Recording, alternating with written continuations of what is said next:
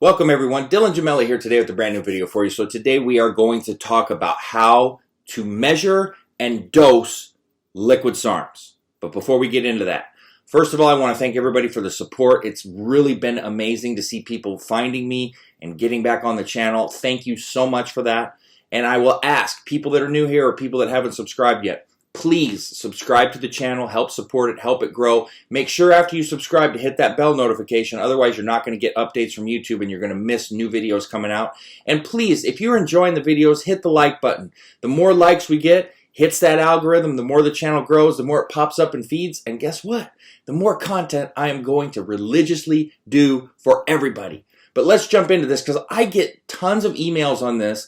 And while it's a very, very easy and basic answer, I totally get it why people struggle with it when you're new to it. I remember when I first got into it and I was like looking at the numbers like, what? And then once it got explained to me, I was like, man, good Lord. And that's generally the response I get. But look, that's why we're here to learn. So don't ever think it's a stupid question, or if you get an answer and go, man, that was dumb. Who cares? I've done it. We've all done it. It's not dumb. It's dumb if you don't ask. So let me explain something to you. So let's take GW 501516, for example. So you'll see a liquid bottle of that. And generally, more often than not, it's going to say 20 milligrams / milliliter. That means that in every milliliter that you take of that particular product, there's 20 milligrams in it. And you know, you got to look at the websites that you're buying from because they're going to come in different varieties and numbers.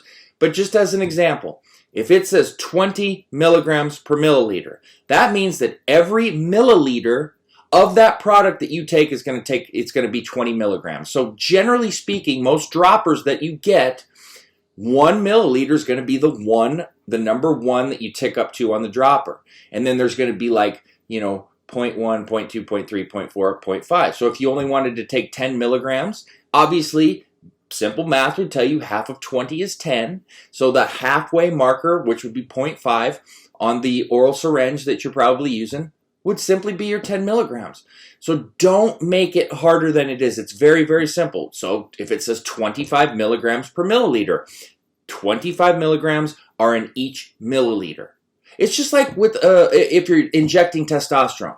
The bottle might say testosterone cypionate 250. So in every cc, or which is 1 full cc, which you could say like 1 milliliter, that's the transfer, you're getting 250 milligrams of testosterone. It's the same thing. It's all the same, you know, math and whatever you want to call it. That's it. So do yourself a big favor and don't beat yourself over the head or make it harder than it's not, because this is just basic, general, elementary math. It's very simple, very easy. Listen, we've all looked at those and gone, what is this? All of us. I mean, there's probably an exception out there, but in general, we've all done it.